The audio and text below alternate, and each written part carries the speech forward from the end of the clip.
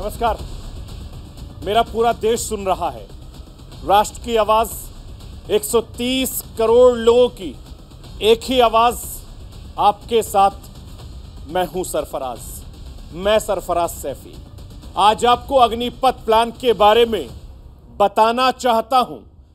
सरकार ने सेना में नौकरी का नया प्लान तैयार किया है। सरकार सेना में भर्ती का नया मॉडल सामने लेकर आई है। सरकार की मंशा कुछ बड़े बदलाव की है। सरकार सेना को बेहतर सैनिक देने के साथ देश को अच्छे नागरिक देना चाहती है। अग्निपथ प्लान पर युवाओं की नाराजगी सामने आ रही है। बड़ी तादाद में युवा सड़कों पर है। बड़ी संख्या में देश भर के युवा विरोध प्रदर्शन कर रहे हैं। नाराज युवाओं की तरफ से कई बड़े सवाल सामने आ रहे हैं। सेना में बस 4 साल की नौकरी क्यों? यह सेना के निजीकरण का प्रयास तो नहीं और क्या है? 4 साल के बाद युवाओं के भविष्य का क्या होगा? 4 साल बाद सेना से रिटायर होने के बाद पेंशन क्यों नहीं मिलेगी? जो युवा पिछले 2 साल से सेना की नौकरी की तैयारी में जुटे थे, ऐसे युवाओं के लिए सरकार के पास क्या प्लान है? पिछली भर्ती प्रक्रिया में 2 चरण पास कर चुके छात्रों के साथ यह अन्याय तो नहीं है? इस तरह का आरोप युवा लगा रहे हैं। युवाओं का यही गुस्सा आज दिन भर सड़कों पर और ट्रेन की पटरियों पर नजर आया। सड़कों पर प्रदर्शन कर रहे युवाओं की तरफ से तमाम तरह के सवालात किए गए। कैसे अग्निपथ प्लान सरकार के लिए अग्निपथ साबित हो रहा है, यह मैं आपको बताऊंगा भी और समझाने की कोशिश करूंगा। वहीं आज पूरे दिन देश भर में कांग्रेस के हंगामे की तस्वीरें भी सामने आती रही हैं। राहुल गांधी से ईडी की पूछताछ का सिलसिला आज रुका रहा। शुक्रवार को राहुल गांधी से फिर पूछताछ होनी है। कांग्रेस का विरोध प्रदर्शन आज भी जारी रहा। आज इसका पैन इंडिया में विरोध प्रदर्शन देखने को मिला। केरल से लेकर लखनऊ तक गवर्नर हाउस के सामने कांग्रेसी जोरदार तरीके से विरोध प्रदर्शन करते दिखाई दिए। देश भर में कांग्रेस के नेता और कांग्रेस के कार्यकर्ताओं ने गवर्नर हाउस का घेराव किया। बेंगलुरु से लेकर हैदराबाद, चंडीगढ़ से लेकर लखनऊ तक कांग्रेसियों का विरोध प्रदर्शन देखने को मिलता रहा। कैसे नेशनल हेराल्ड केस में कांग्रेस की प्लानिंग में बड़ा बदलाव नजर आया। सड़कों पर संग्राम के साथ कांग्रेस आज सियासी तैयारी करती दिखाई दी। यह भी आपको दिखाऊंगा और आपको बताऊंगा। राष्ट्रपति चुनाव की तारीखों का ऐलान हो चुका है। 18 जुलाई को मतदान होना है। 21 जुलाई को वोटों की गिनती होनी है। इसके साथ ही राष्ट्रपति चुनाव की तैयारियां जोर पकड़ती जा रही हैं। सत्ता पक्ष और विपक्ष अपनी अपनी तैयारी में जुट गया है। उपराष्ट्रपति चुनाव के बहाने सत्ता पक्ष और विपक्ष अपने अपने शक्ति प्रदर्शन में जुट गया है। और सबसे बड़ा सवाल यही है कि देश के अगले राष्ट्रपति कौन होंगे। आखिर किन किन नामों को लेकर चर्चा हो रही है, उन नामों का भी मैं खुलासा करूंगा। दुनिया की आवाज को मैं देश तक पहुंचाता हूं अपने हिंदुस्तान के कोने कोने की आवाज को मैं दिल्ली तक पहुंचाता हूं। नेताओं की आवाज को मैं आम लोगों तक पहुंचाता हूं। आम लोगों की आवाज को मैं अपने हिंदुस्तान के हुक्मरानों तक पहुंचाता हूं। आपकी आवाज से मिलती है मेरी आवाज और बन जाती है राष्ट्र की आवाज।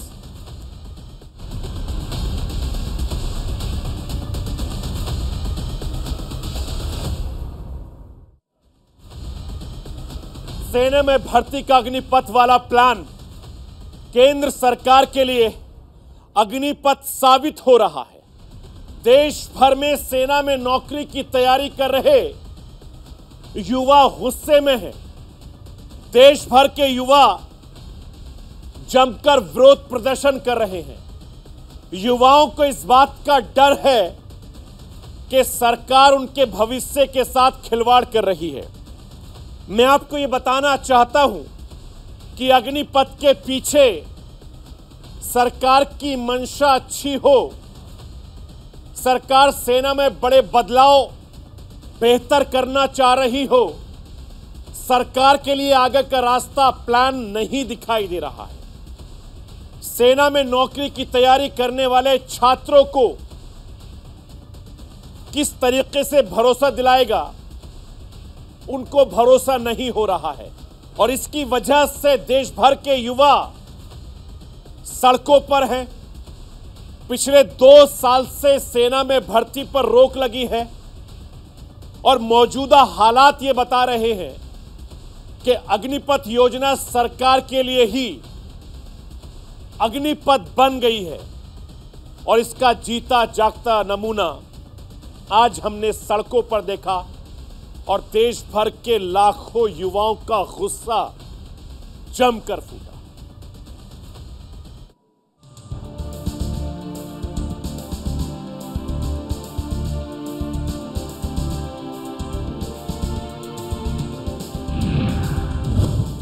अग्निपथ योजना पर देश भर में हंगामा। युवाओं को ये योजना लग रही छलावा। 4 साल के लिए क्यों की जा रही बहाली?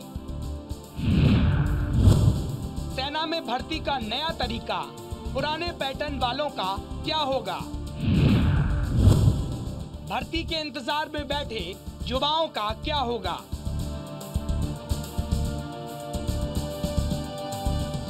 सेना में भर्ती का सपना लिए जो युवा तैयारियों में जुटे रहे, देश की सेवा का सपना लिए जो युवा पसीना बहाते रहे, दुश्मनों के छक्के छुड़ाने का सपना दिलों में संजोए, शरीर को फौलादी बनाने में जुटे रहे, भरोसा यही जल्द वैकेंसी आएगी। 2 सालों से जो वैकेंसी रुकी रही, युवाओं को सेना में सम्मानित नौकरी के बड़े अवसर लेकर आएगी।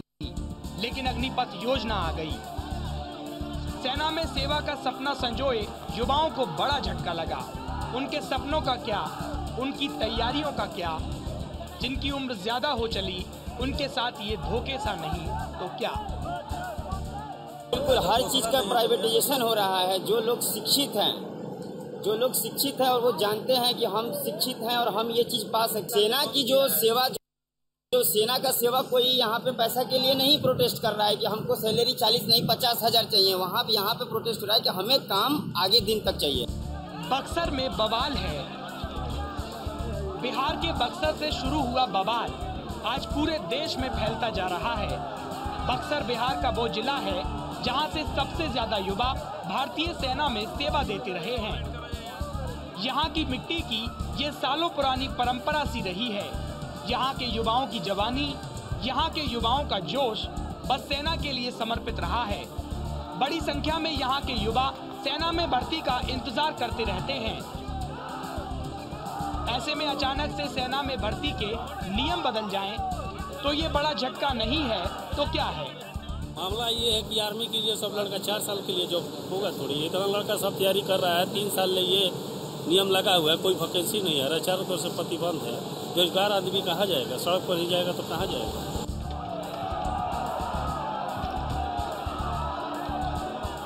अग्निपथ के तहत 4 साल की नौकरी युवाओं को छलावा लग रही है। इतना समय तो तैयारी में झोंक देते हैं युवा।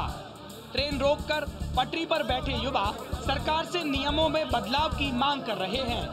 ये समझ से परे है जो युवा अपना पूरा जीवन सेना को समर्पित करने के सपने के साथ तैयारी में जी जान से जुटा है, वो समझ ही नहीं पा रहा कि 4 साल में कैसी सेवा, 4 साल के बाद आगे कैसा जीवन।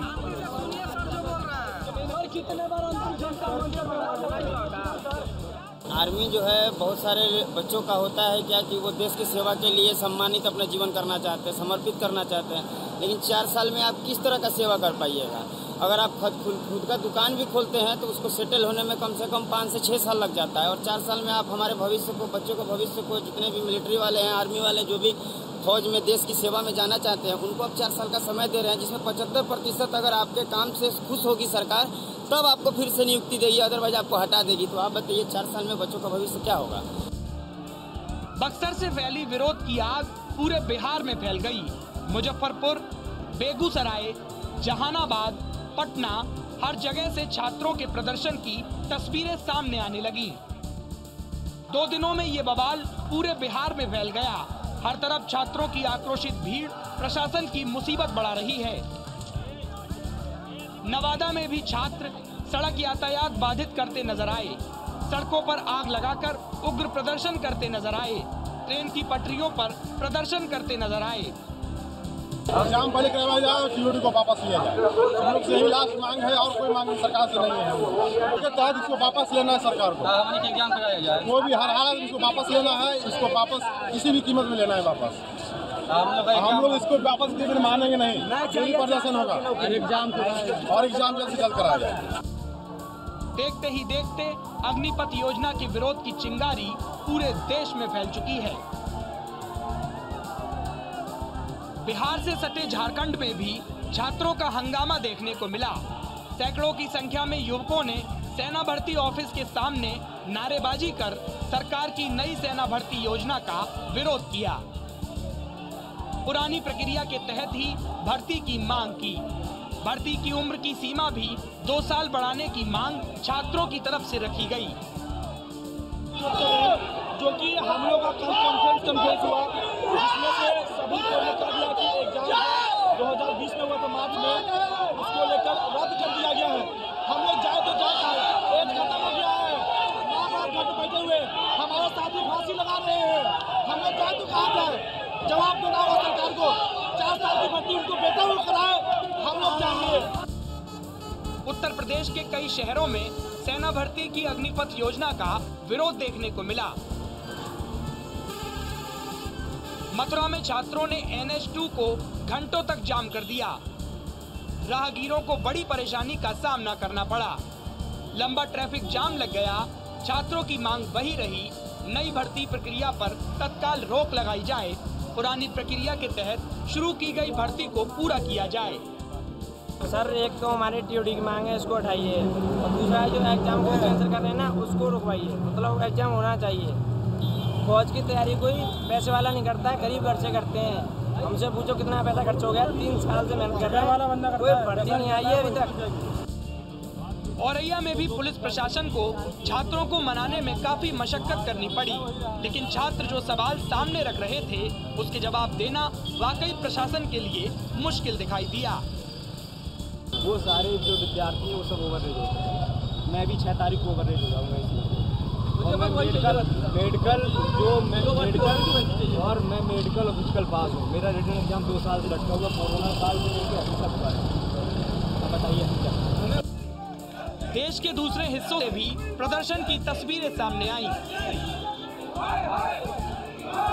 जम्मू की सड़कों पर भी छात्रों का सैलाब देखने को मिला। जो छात्र बेसब्री से सेना में भर्ती का इंतजार कर रहे थे, वे अब समझ ही नहीं पा रहे हैं कि जाएं तो कहां जाएं, किसे अपना दर्द बताएं। 2 साल हो गए, हमने रनिंग भी क्लियर करी, मेडिकल भी क्लियर करा। 2 साल हो गया हमें आश्वासन देते हुए कि हमने पेपर लेना है। कोई किसी ने पेपर नहीं लिया सर। हम 2 साल से वेट कर रहे हैं। अभी जो टीओडी लागू कर दिए 4 सालों के लिए, हम 4 साल मेहनत करते हैं सर। 4 साल करके हमें कुछ नहीं मिलेगा। हमें इंडियन आर्मी के लिए जान देते हैं, जान हम यहाँ पे मर भी जाएंगे, पुलिस से शायद निकाल देंगे, हम सुसाइड करेंगे यहाँ पे अगर टीओडी वापस नहीं है हमारा पेपर पर। नहीं ये दोनों सर।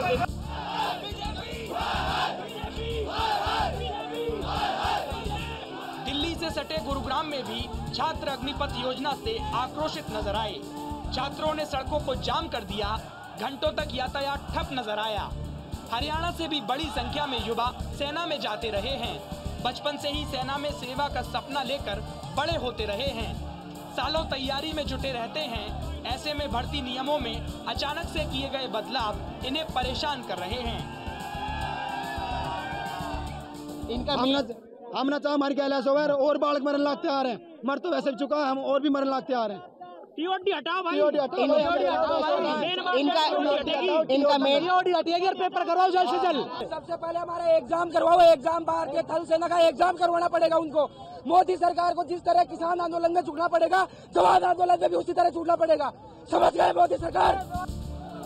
राजस्थान के जयपुर में भी छात्रों का भारी विरोध देखने को मिला। अग्निपथ योजना से छात्रों में पनपे आक्रोश का शिकार हुई पिंक सिटी। छात्र यहां भी सेना में भर्ती योजना में अचानक से हुए बदलाव से आक्रोशित दिखे। देखो, सबसे बड़ी नाराजगी यह है कि जो युवा पिछले 15-16 महीने से एग्जाम की दौड़ में थे, उनका मेडिकल और फिजिकल हो चुका था और वो पेपर कैंसिल की कतार पे, और 99% न्यूज आ चुकी है कि 99% पेपर कैंसिल हो चुका है। और दूसरी बात जो है कि अग्निवीर जो 4 साल का जो प्रोजेक्ट लाया है सरकार स्कीम द्वारा, स्कीम पारित करी है, तो मैं कहना चाहूंगा कि 4 साल में अगर वो ड्यूटी करता है, ड्यूटी करने के बाद उसको मिलेगा क्या? 21,000 रुपए। छात्रों ने NH8 को पूरी तरह बाधित कर दिया। करीब 4 किलोमीटर तक लंबा जाम लग गया। इसी की वजह से आने जाने वालों को बड़ी परेशानी का सामना करना पड़ा। यही हालात पूरे देश में देखने को मिले। अग्निपथ योजना से आक्रोशित छात्रों ने सड़क और रेल मार्गों को बाधित करने का प्रयास किया। इन विरोध प्रदर्शनों के जरिए छात्रों ने कई सारे सवाल शासन और प्रशासन के माध्यम से केंद्र सरकार के सामने रखने की कोशिश की, जिसके जवाब जल्द से जल्द सरकार को तलाशने होंगे। Bureau report, news India. और राष्ट्र की आवाज में रुकूंगा एक छोटे से ब्रेक के लिए। ब्रेक के बाद जब वापस आऊंगा तो आपको बताऊंगा कि आखिर जिसके लिए देश भर के युवा विरोध प्रदर्शन कर रहे हैं उसमें ऐसा क्या है। बताऊंगा पूरी खबर इस छोटे से ब्रेक के बाद। आप कहीं मत जाइए, बने रहिए मेरे साथ और देखते रहिए राष्ट्र की आवाज।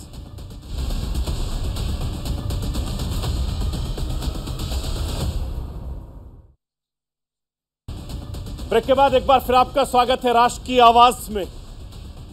अग्निपथ प्लान को लेकर युवा इस वक्त सड़कों पर हैं। अग्निपथ प्लान में ऐसा क्या है जिसको लेकर युवा नाराज हैं? मैं आपको इस पूरे अग्निपथ प्लान को समझाने की कोशिश करूंगा। अग्निपथ योजना के तहत सेना में भर्ती होने पर कितनी सैलरी मिलेगी, एक अग्निवीर को कितना वेतन मिलेगा, मैं आपको समझाता हूं। जरा ग्राफिक्स के जरिए लाइए, ये जरा देखिए।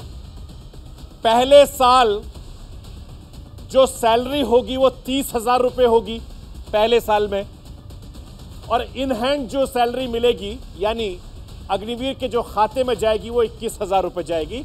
21,000 रुपये काट लिए जाएंगे और 9,000 रुपये काट लिए जाएंगे। 9,000 रुपये सरकार अंशदान देगी, यानी दोनों मिलाकर 18,000 रुपये हो रहे हैं। इसी तरीके से दूसरे साल में आप ये देखिए, दूसरे साल में 33,000 रुपये, तीसरे साल में 36,500 रुपये, चौथे साल में 40,000 रुपये। इसी तरीके से जो इन हैंड सैलरी है वो 21,000 रुपये मिलेगी पहले साल में, दूसरे साल में 23,000 रुपये, तीसरे साल में 25,580 रुपये और चौथे साल में 28,000 रुपये मिलेंगे। इसी तरीके से अग्निवीर कॉर्पस फंड में से जो पैसे काटे जाएंगे, आप देखिए 9,000 रुपये पहले साल काटे जाएंगे, दूसरे साल में 9,900 रुपये काटे जाएंगे, 10,950 रुपये तीसरे साल में और 12,000 चौथे साल में। यानी कुल मिलाकर अगर देखा जाए तो 5,02,000 रुपये कॉर्पस फंड में से कटेंगे। इतने सरकार मिलाएगी, 5,02,000 रुपये सरकार देगी टोटल मिलाकर, और टैक्स लगाकर जो भत्ता मिलेगा सेना निधि का पैकेज रिटायरमेंट पर, यानी 4 साल के बाद जो अग्निवीर सेना से निकल देंगे उसको 11,71,000 रुपए मिलेंगे। ये पैसा उसका होगा। इस पैसे का वो कुछ भी करे, कोई कारोबार करे, कोई दुकान खोले, कोई स्टोर खोले, जो उसका मन करे वो करे। ये एक आंकड़ा है और इस आंकड़े को लेकर लोगों की अलग अलग राय है।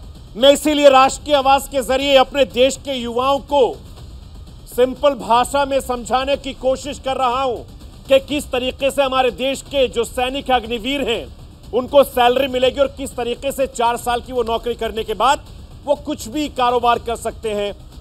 इसी तरीके से सेना ने भर्ती के लिए नई अग्निपथ योजना जो शुरू की है, इस योजना को लेकर कई सवाल उठ रहे हैं।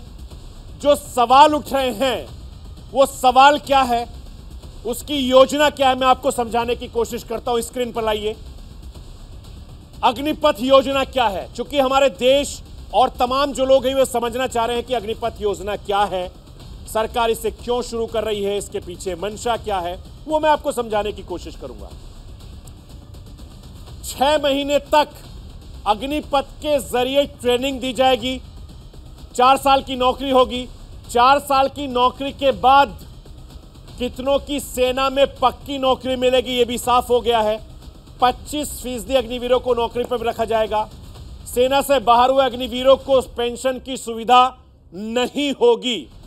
अग्निवीर का 48 लाख रुपए का 44 लाख रुपए की मदद ये दी जाएगी। इसके अलावा बीमा कवर के लिए सैलरी से कई योगदान नहीं देना होगा। सर्विस के दौरान जो अलग अलग चीजें बची हुई हैं उसको लेकर तरह की बातें हो रही हैं। अगर मान लीजिए कुल भर्तियां जो हैं वो 46,500 अग्निवीर भर्ती होंगे पहले चरण में, जिसमें थल सेना, वायुसेना, नौसेना। थल सेना में 40,000, वायुसेना में 3500 और नौसेना में 3,000। ये पहली भर्ती होगी और इसकी भर्ती का जो प्लान है वो तैयार कर दिया गया है। 90 दिनों में चयन प्रक्रिया पूरी होगी। 180 दिनों में चयनित लोग प्रशिक्षण के लिए केंद्र में भेजे जाएंगे। ये पहला है। 365 दिन में 1 साल के बाद बटालियन का हिस्सा होंगे। 6 महीने की ट्रेनिंग में 3.5 साल की नौकरी होगी। ऑल इंडिया ऑल क्लास के आधार पर यह भर्ती होगी। यानी आप अंदाजा लगाइए इसके लिए किस तरह की तैयारी है, आपकी पढ़ाई लिखाई कितनी होनी चाहिए, आपकी जो उम्र है। मैं इस देश के नौजवानों से कहना चाहता हूं राष्ट्र की आवाज के जरिए, अगर आप भी अग्निवीर बनना चाहते हैं अग्निपथ की योजना के जरिए, तो आपकी उम्र 17.5 साल से लेकर 21 साल के बीच होनी चाहिए। यानी आप 17.5 साल से एक दिन ऊपर और 21 साल से एक दिन नीचे होंगे। आपकी जो एजुकेशन है वो 10वीं और 12वीं पास होगी और तमाम तरह की जो तैयारी है वो पूरी कर रखी होगी, तो आप देश की अग्निपथ योजना से जुड़ जाएंगे। आप देश के अग्निवीर बन जाएंगे। और अग्निवीर योजना का विरोध भी लगातार जारी है, क्योंकि सेना में भर्ती की तैयारी में जुटे जो लोग मेरे पीछे आप देख रहे हैं, ये वो छात्र हैं जो लगातार गुस्से में हैं, विरोध प्रदर्शन कर रहे हैं। सेना में 4 साल की नौकरी की व्यवस्था उनके गले नहीं उतर रही है। कई नेता सरकार की योजना के विरोध में जमकर बयानबाजी कर रहे हैं, इसे युवाओं के लिए छलावा साबित कर रहे हैं। मैं आपको दिखाता हूं कि कौन सा नेता इस समय क्या कह रहा है। जरा लाइए स्क्रीन पर। ये देखिए जो तमाम नेता, राहुल गांधी जो कांग्रेस के पूर्व अध्यक्ष हैं, उनसे लगातार पूछताछ भी हो रही है। उनका ये बयान है, आपकी टीवी स्क्रीन पर है। वो साफ साफ आरोप लगा रहे हैं कि देश के युवाओं को आवाज सुनाने के लिए अग्निपथ में चलाकर इनके संयम की अग्नि परीक्षा मत लीजिए प्रधानमंत्री जी। इसके अलावा तेजस्वी यादव क्या कह रहे हैं वो भी आप देख लीजिए।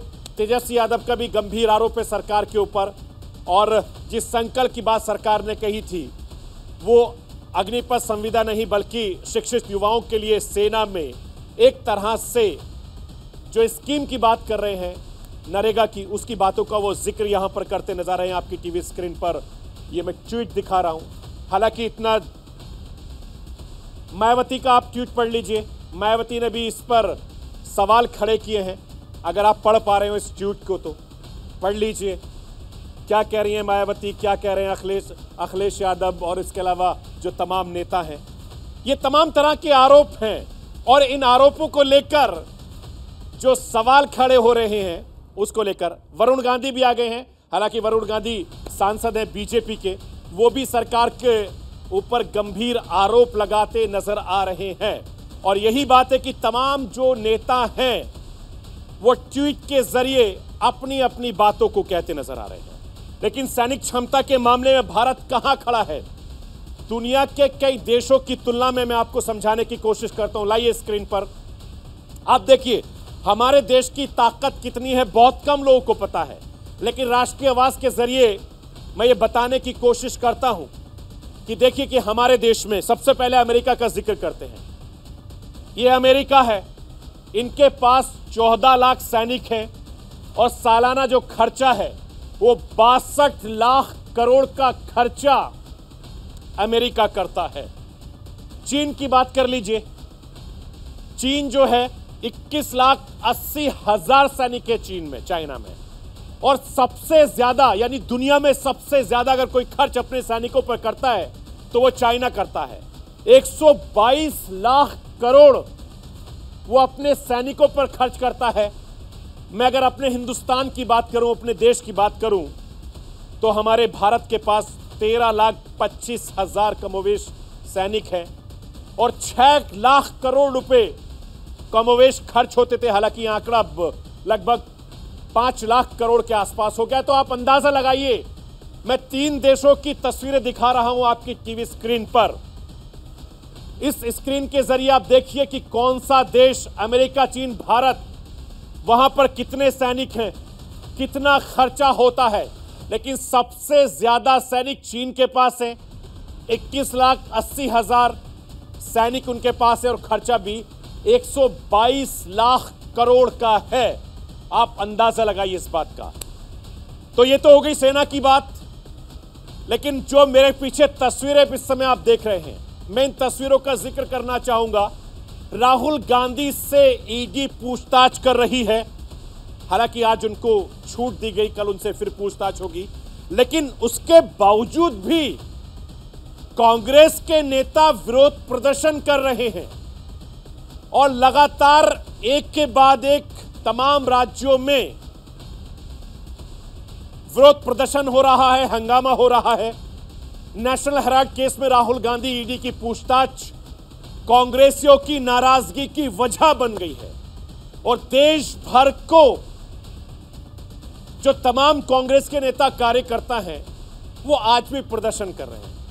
हालांकि आज राहुल गांधी ईडी के दफ्तर नहीं थे, कल जाएंगे। लेकिन कांग्रेस के नेता और कार्यकर्ता राजभवन का घेराव करते नजर आए। मैं आपको यह बताना चाहता हूं कि कई जगह हिंसक झड़प देखने को मिली है। पुलिस ने सैकड़ों कांग्रेसियों को हिरासत में लिया है, जिससे कांग्रेस का गुस्सा 7वें आसमान पर है और कांग्रेस ने इसे लोकतंत्र की हत्या करार दी है। और यह प्रदर्शन आपको कल भी नजर आएगा, क्योंकि कल भी राहुल गांधी ईडी के दफ्तर में होंगे, उससे पूछताछ होगी।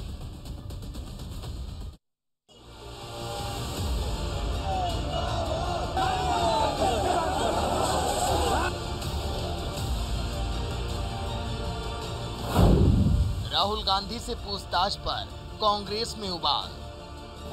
नेशनल हेराल्ड केस पर नॉन स्टॉप हंगामा। केरल से लखनऊ तक कांग्रेस का कोहराम।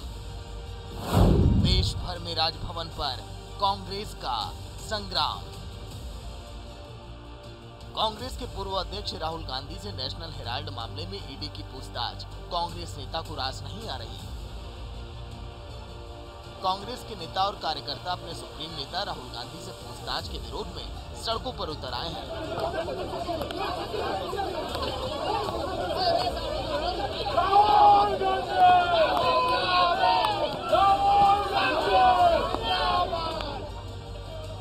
कांग्रेस ने देश भर में राज्यपाल और उपराज्यपालों के आवासों का घेराव किया। आपको दिखाते हैं देश भर में कांग्रेस के हल्ला बोल की ये तस्वीरें।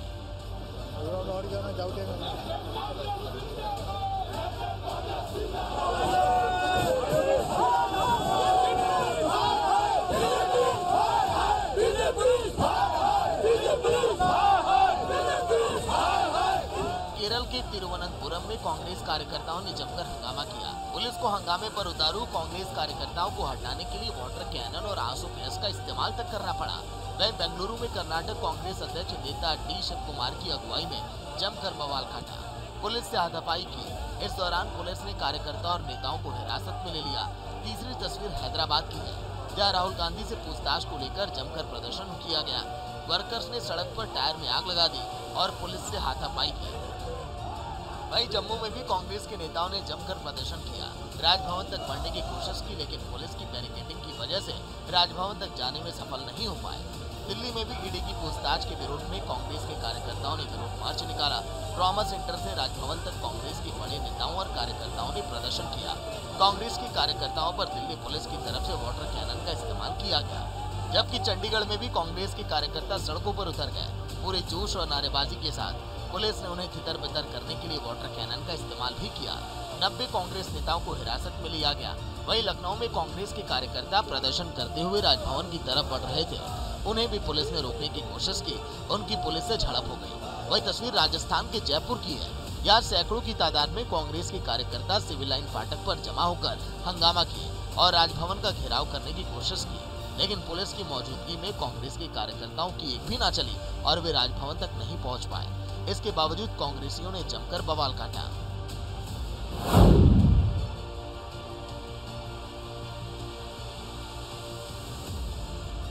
हैदराबाद में कांग्रेस नेता रेणु चौधरी पार्टी वर्कर्स के साथ प्रदर्शन कर रही थी।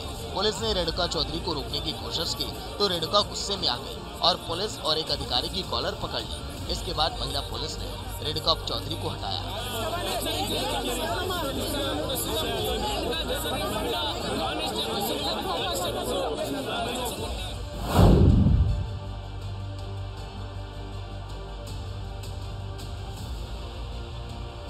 एक तरफ कांग्रेस का देश भर में हल्ला बोल जारी रहा।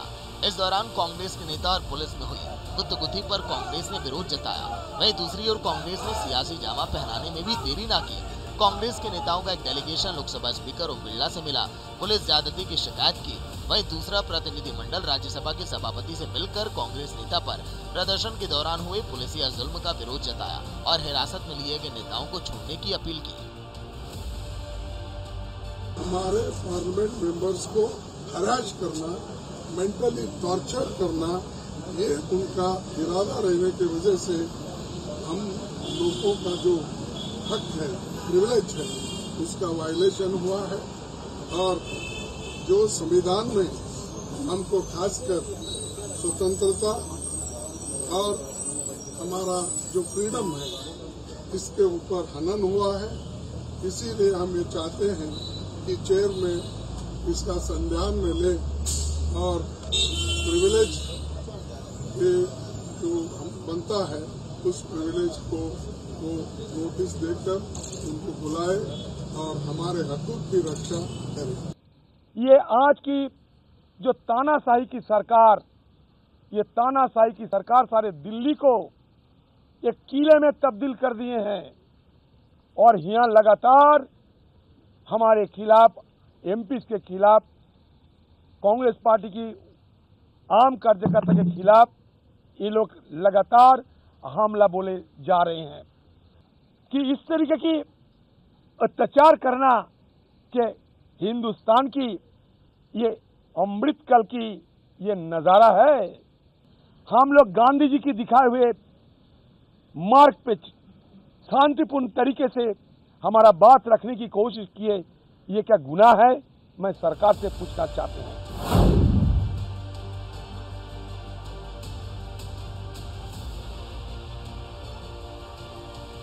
कांग्रेस नेता राहुल गांधी से ईडी ने 3 दिन तक पूछताछ की है। इसके खिलाफ कांग्रेस के कार्यकर्ता 4 दिनों से लगातार विरोध प्रदर्शन कर रहे हैं। सड़कों पर हंगामा भी जारी है।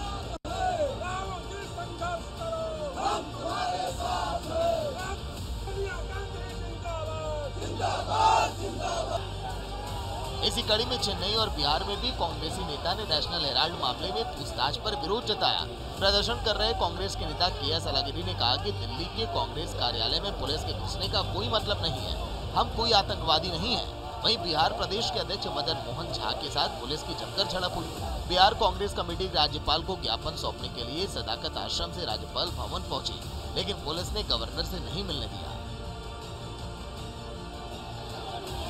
ऐसे में कांग्रेस में जबरदस्त नाराजगी भी दिखी।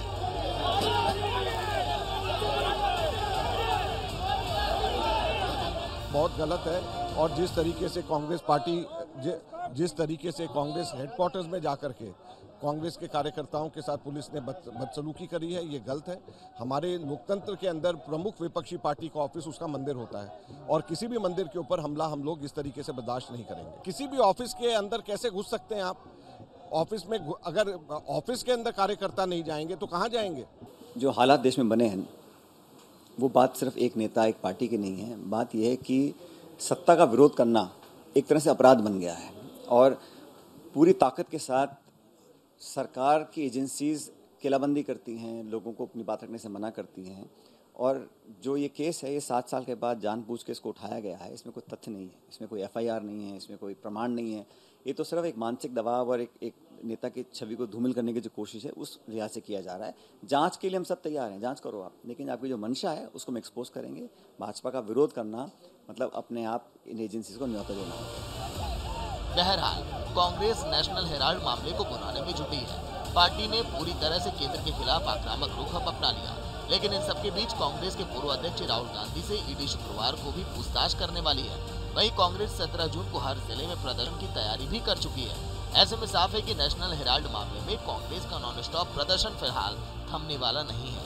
Bureau report, news India.